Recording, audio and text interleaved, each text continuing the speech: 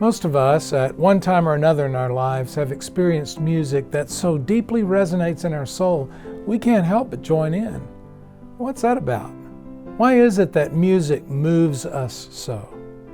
Hi, I'm Tim Bruster, Senior Pastor of First United Methodist Church of Fort Worth, and I want to invite you to join us in sanctuary worship this Sunday as we continue our Joy to the World Advent worship series with what we call at First Church our big music Sunday of Advent.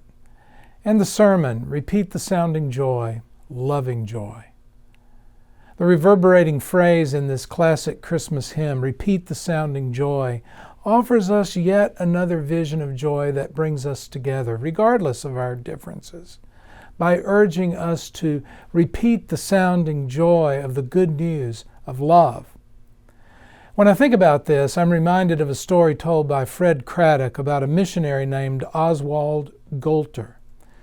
Back in the 1940s, Golter's mission board sent him the money to come home from North China after 10 years of service there.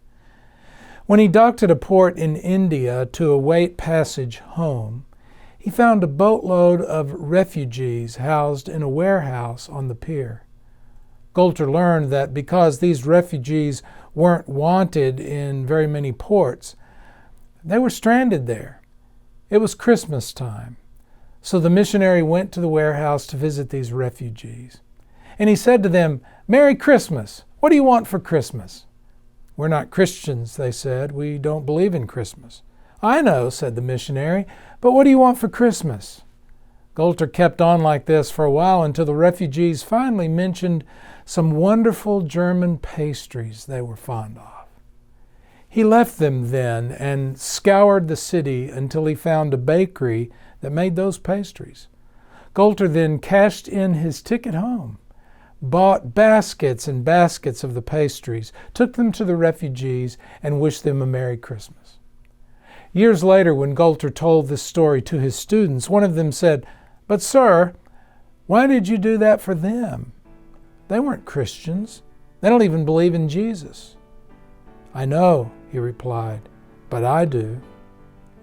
When we as Christians repeat the sounding joy of the good news of Christmas, we can find within ourselves a radical love that brings forth a chorus of well-being to the world.